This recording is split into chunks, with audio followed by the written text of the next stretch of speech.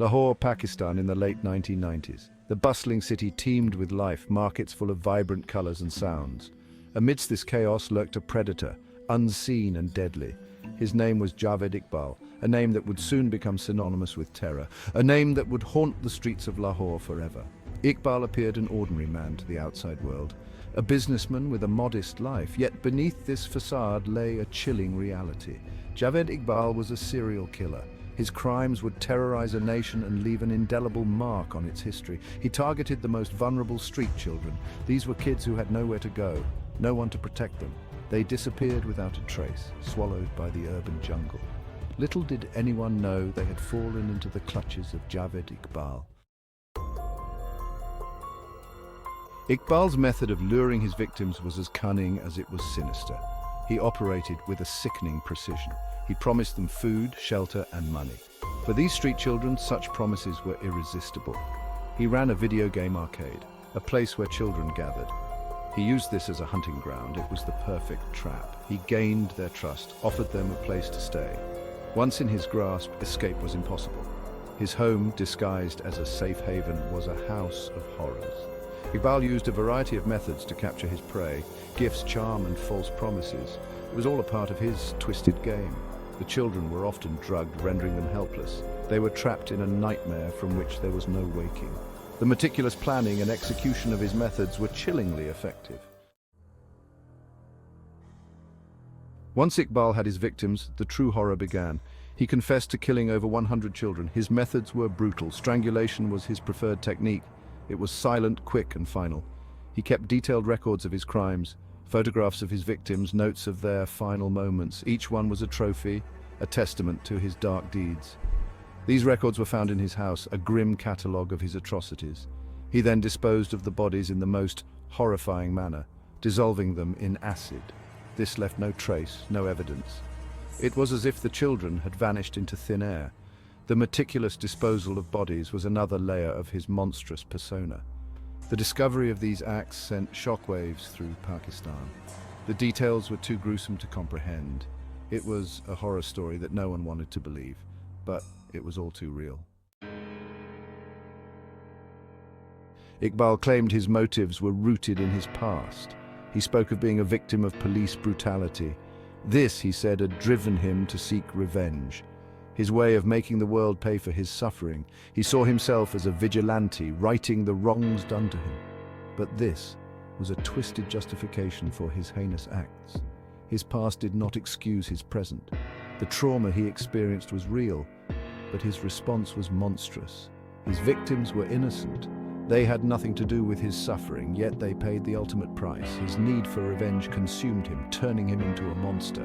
The line between victim and perpetrator was blurred in his mind. His story was a grim reminder of how trauma can twist a person. It can create demons out of men. But it also highlighted the importance of addressing and healing such trauma before it leads to unimaginable consequences. Section 5. Surrender and Unusual Sentencing. In December 1999, Iqbal turned himself in. He walked into the office of a newspaper and confessed. The nation was stunned. The predator had revealed himself. He claimed he was tired of his crimes, haunted by his own deeds. His trial was swift. The evidence was overwhelming. He was sentenced to death in a manner as brutal as his crimes. The judge decreed he should be strangled to death in front of the parents of his victims. His body was then to be cut into 100 pieces and dissolved in acid. This sentence was symbolic. It mirrored the horrors he inflicted on his victims. It was a message to the nation, a promise of justice. The sentencing was as unusual as it was chilling. It was a reflection of the public's demand for retribution. But this sentence was never carried out. Iqbal's story was not to end in the courtroom. His fate took another dark turn. The justice sought by the grieving families would be denied. Section 6. Mysterious Death in Prison. Before the sentence could be carried out, Iqbal was found dead in his prison cell. It was ruled a suicide. He had hanged himself using a bedsheet, but many questioned this ruling. The circumstances were suspicious. There were rumors of foul play. Some believed he had been killed by fellow inmates. Others thought it was orchestrated by prison authorities. The truth remains uncertain. His death was as mysterious as his life. His death denied the public the retribution they sought. It left many questions unanswered.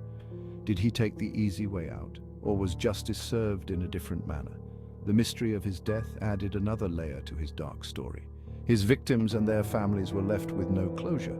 The man who had caused so much pain was gone, but the scars he left remained. His death was not an end, but another chapter in the haunting tale of JAVED IQBAL. Section 7. Public reaction and grief. The public reaction to Iqbal's crimes was one of horror and outrage. The details of his actions shocked the nation. There was an outpouring of grief for the innocent lives lost. The streets of Lahore were filled with mourning. Parents feared for their children. The trust in the safety of the community was shattered. The terror spread beyond Lahore, affecting the entire country. It was a collective trauma that left a deep scar. There were calls for stricter laws and better protection for the vulnerable. The case highlighted the plight of street children, often ignored by society. It was a wake-up call for the nation. The grief and outrage were not just for the victims, but for a society that had failed to protect its most vulnerable. It was a moment of reflection, a painful reminder of the darkness that can lurk in the heart of a community. Section 8. Changes in the justice system. The case of JAVED IQBAL led to significant changes in Pakistan's justice system. There was a push for stricter laws against child abuse and better protection for vulnerable children. The government took steps to address the gaps in the system. There were reforms in police procedures and investigations. The aim was to prevent such horrors from happening again. The tragedy had revealed flaws that needed urgent attention. The justice system had to be strengthened. New initiatives were launched to support street children. Shelters, education, and rehabilitation programs were established. The focus was on prevention and protection. The case had sparked a movement for change. The impact of Iqbal's crimes was not just legal, but societal. It changed how the nation viewed and treated its children. It was a catalyst for a better, safer future, rooted in the painful lessons of the past. Section 9. Reflections on the case. The case of JAVED IQBAL is a dark chapter in Pakistan's history. It is a story of unimaginable horror and loss, but it is also a story of resilience and change. It forced a nation to confront its weaknesses and strive for a better tomorrow. It is a reminder of the darkness that can reside in the human soul, a reminder that monsters can be hidden in plain sight. But it is also a testament to the strength of a community that refuses to be broken by tragedy. The implications of Iqbal's crimes extend beyond Pakistan. They are a stark warning to the world, a call to protect the vulnerable and address the traumas that can lead to such horrors. In reflecting on JAVED IQBAL's story, we must remember the victims. Their lives were cut short, but their memory lives on. It is a legacy of pain, but also of hope, a hope that such darkness can be prevented and that justice, no matter how elusive, can be pursued.